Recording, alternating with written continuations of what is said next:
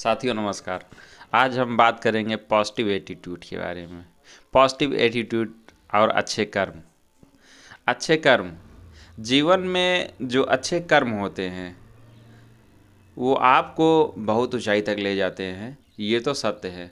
लेकिन दोस्तों, यदि आप जीवन में बहुत सारे बुरे कर्म किए हों लेकिन आप एक अच्छे कर्म कर देते हैं तो लोग बुरे कर्मों को भूल जाते हैं, सिर्फ आपकी अच्छाइयों को याद रखते हैं। जिस प्रकार एक तालाब में अगर एक मछली गंदी हो जाती है, खराब हो जाती है, तो पूरे तालाब का नाम गंदा हो जाता है। लेकिन उस तालाब में यदि सेंट फेंक देते हैं, सेंट की बोतल फेंक दिया जाए तो उस तालाब से महक आने लगती है। ठीक उसी प्रकार दोस्तों हमारे कर्म पर भी निर्भर करता है। आज बात करेंगे दोस्तों मर्यादा पुरुषोत्तम श्री रामचंद्र जी के बारे में। हाँ दोस्तों, कर्म के बारे में बात करने जा रहे हैं। आज हमने सोचा अलग टॉपिक पे बात करेंगे, अच्छे कर्म और पॉजिटिव एटीट्यूड का नज़रिया क्या होता है। दोस्तों, जिस प्रकार हमारी बॉडी, हमारा शरीर इतना बड़ा है, लेकिन इस शरीर के लिए एक छोटा सा इंजेक्शन, छोटा सा पॉइजन काफ़ी है इस शरीर को ख़त्म करने के लिए। सेम उसी प्रकार हमको और आपको निखरने के लिए, आगे बढ़ने के लिए, एक अच्छा दिखने के लिए एक पॉजिटिव नज़रिया होना बहुत ज़रूरी है। यदि पॉजिटिव नज़रिया आपके पास है तो आप कुछ भी कर सकते हैं। दोस्तों, पॉजिटिव नज़रिया क्यों रखना ज़रूरी है, जानने के लिए वीडियो में लास्ट तक, अंत तक बने रहे। दोस्तों आपने रामायण तो देखा ही होगा। रामायण में बहुत सारे किरदार हैं।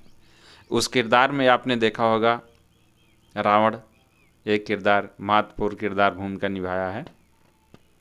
तो उसमें हमने देखा रावण के पास जो विलेन का रोल किया है, क्या उसके पास किसी चीज़ की कमी है?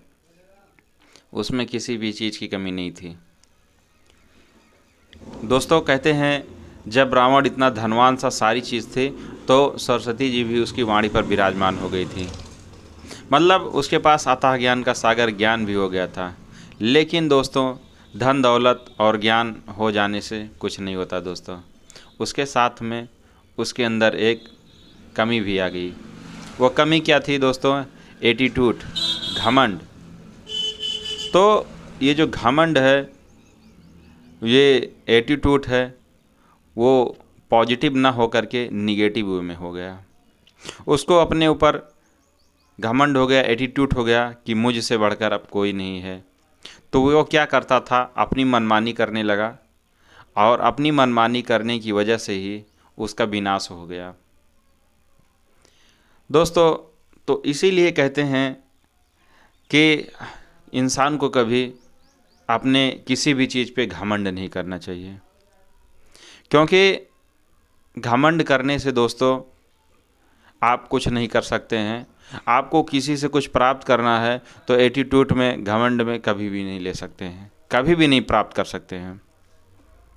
यदि आपको कुछ प्राप्त करना है तो प्राप्त करने के लिए, कुछ लेने के लिए आपको नम्र बनना पड़ेगा, विनम्र बनना पड़ेगा। जो इंसान विनम्र नहीं होता है, जो इंसान अपने एटीट्यूड को नीचे नहीं करता है, लोगों से मिल के नहीं रहता है, वो डिस्ट्रॉय हो जाता है, ख़त्म हो जाता है। दोस्तों, कहते हैं कि पेड़ में जब फल लगते हैं तो पेड़ की डालियाँ भी झुक जाती हैं, वो नम्र हो जाती हैं। तो इसी प्रकार से इंसान को भी इस चीज़ को समझना चाहिए। दोस्तों, नदियों का हम लोग पानी पीते हैं। नदी, आप देख रहे हैं, नदी कभी नहीं कहती कि मैं आपको जल पिला रही हूँ। वो हर हमेशा लहराती रहती है, उसमें कमी नहीं हो रही है। दोस्तों, सेम टू सेम इसी प्रकार यदि आपके अंदर नम्रता का भाव रहेगा, विनम्र होकर कि कोई भी चीज़ आप किसी से मांगेंगे या विजुलाइज करेंगे तो वो सारी चीज़ें आपको प्राप्त होगी। दोस्तों, मर्यादा पुरुषोत्तम श्री रामचंद्र जी को मर्यादा पुरुषोत्तम क्यों कहा गया? दोस्तों इन्हीं सब खासियत की वजह से, इन्हीं सब क्वालिटीज़ की वजह से, क्योंकि उनके अंदर जो विनम्रता का भाव था, सबके प्रति विनम्र थे, पॉजिटिव थे।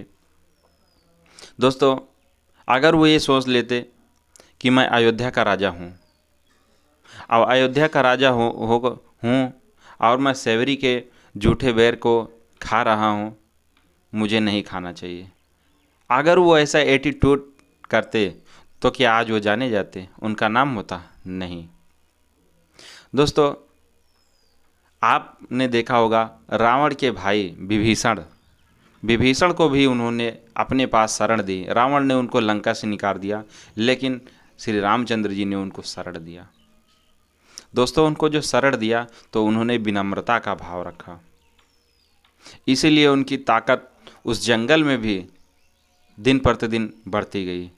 दोस्तों ऐसे ही आप खुद सोच करके देखिए, आप किसी ऐसे स्थान पे जाइए जहाँ पे आपको जानने वाला कोई ना हो, वहाँ पे आपकी पावर कैसे बढ़ेगी?